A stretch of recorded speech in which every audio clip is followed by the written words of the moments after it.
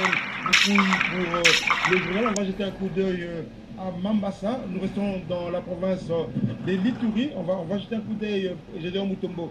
On va jeter un coup d'œil à Mambasa pour voir. Ça va aller très vite. On est ici. Là, on est à Isiroville. Voilà. Isiroville, c'est pratiquement le même spectacle. Hein. 49 506 nombre d'électeurs attendus, mais le suffrage exprimé, c'est 20 319. Bon, on est quand même au-delà de 40%. On est quand même déjà au-delà de 40%. On s'approche de 50%. 50%. Ça, c'est plus ou moins acceptable, mais ce que nous avons vu là avant, je pense que, comme le DG Bienvenu Bakmania disait tout à l'heure, c'est en 7,8% contre 7,8%. Ah oui, hein. En tout cas, il faut dire que le candidat Félix-Antoine Tshisekedi, sur ce que nous avons vu là, a pris beaucoup d'avance. Mais là, c'est là où ça nous confirme que, comme je disais tout à l'heure, le vote en RDC n'est plus sociologique, il n'est plus sociologique. Il y a eu des éléments objectifs qui ont fait que... je vais vous arrêter, les débats semblent devenir intéressants.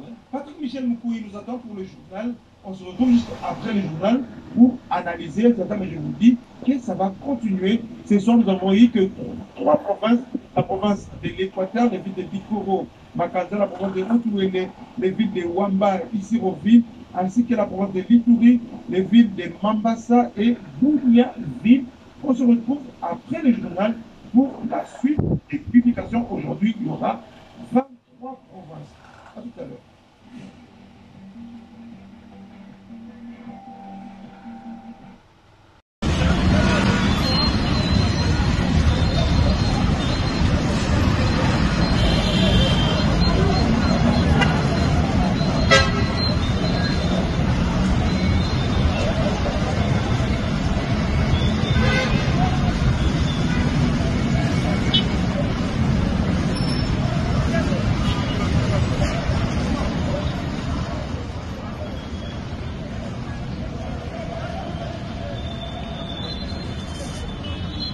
Voilà, là, Banari Kaboula, il y a ceux-là qui vont du côté Psaro, il y a ceux-là qui viennent de la Révolution,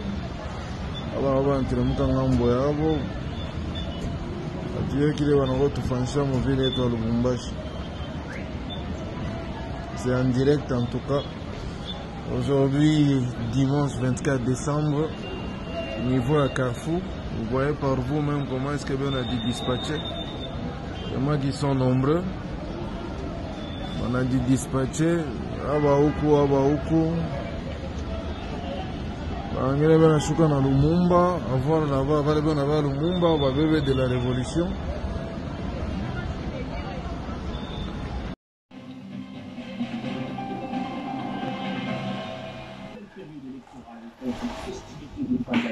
Générale dans le pays, les sujets d'actualité se bousculent. Madame, Monsieur, bonsoir et bienvenue à cette grande édition du Journal Magazine que nous ouvrons par la première manche de l'actualité du jour.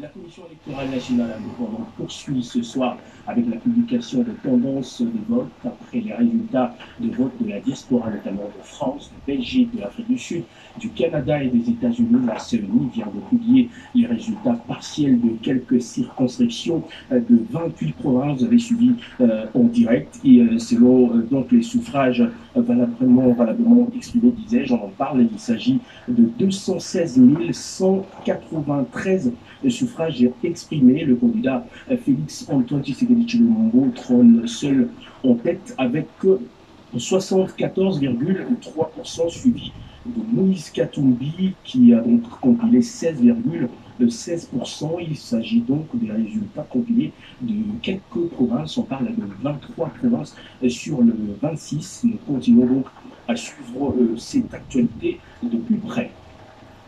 Diffusion des informations susceptibles de diviser, déstabiliser et démoraliser les éléments de l'armée nationale. Les forces armées de la RDC mettent en garde certaines chaînes de télévision.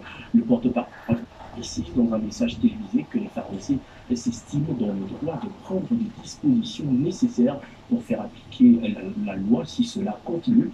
Le général-major Sylvain Ekenge est au micro de l'Angleterre. Depuis un certain temps, notre télévision et certains autres médias à la solde de l'ennemi diffusent des informations montées de toutes pièces par ces derniers pour déstabiliser, démoraliser et diviser l'armée, les forces armées de la République démocratique du Congo, tout en rappelant le caractère apolitique de l'armée, demande à ces médias de s'abstenir d'intoxiquer les militaires et de mêler les FARDC à des fins politiciennes. Si cette situation persiste, les forces armées de la République démocratique du Congo s'estiment, les forces armées de la République démocratique du Congo demandent en outre à tous les militaires de continuer de remplir loyalement leurs devoirs régaliens et à l'opinion d'éviter de prêter attention aux informations distillées par ces médias complices des ennemis de notre pays, destinés à distraire le peuple congolais et son armée. Le chef d'état-major général des forces armées de la République démocratique du Congo, le chef de la maison militaire du chef de l'État et toutes les autorités militaires de notre pays assument avec responsabilité, chacun dans sa sphère d'action, les charges leur confiées par le président de la République, Félix Antoine Tshisekedi Tshilombo, chef de l'État, commandant suprême des forces armées de la République démocratique du Congo. Parlons encore une fois des élections avec la mission d'observation électorale de la diaspora en Europe qui monte au créneau et s'insurge contre le comportement d'une certaine classe politique de nature à fouler aux pieds le travail abattu par la CENI. Cette mission appelle donc la classe politique congolaise en général à la sérénité et au respect des institutions de la République. Odilon Kelma. Pour avoir été témoin oculaire du déroulement des récentes élections en RDC et du déploiement des bulletins de vote jusqu'à l'établissement de procès-verbaux signés par les représentants des partis politiques, la mission d'observation électorale de la diaspora africaine à l'Europe condamne tout comportement constaté ce dernier temps et de nature à semer la zizanie entre les institutions et le peuple. La mission lance un vibrant appel à la voyante population congolaise à accorder sa pleine confiance à la CENI et à la Cour constitutionnelle. La mission exhorte la population à demeurer dans le calme et la sérénité. La paix, rien que la paix sur l'ensemble du pays, souhait exprimé chaque jour par la population, mais hélas, certains Congolais, en cette période électorale, pâtissent avec des structures étrangères pour voler la victoire de tout un peuple. La mission s'insurge contre cette pratique. Les élections doivent être une occasion pour consolider la paix et la stabilité nécessaires pour assurer le développement économique et social de la République démocratique du Congo.